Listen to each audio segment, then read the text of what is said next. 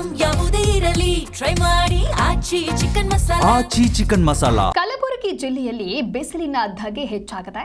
ಇವತ್ತಿನಿಂದ ಸರ್ಕಾರಿ ಕಚೇರಿಗಳ ಸಮಯ ಬದಲಾವಣೆಯನ್ನ ಮಾಡಲಾಗಿದೆ. ಕಚೇರಿ ಸಮಯ ಬದಲಾವಣೆಯನ್ನ ಮಾಡಿ ಸರ್ಕಾರ ರೀತಿಯಾದಂತಹ ಆದೇಶವನ್ನ ಹೊರಡಿಸಿದೆ.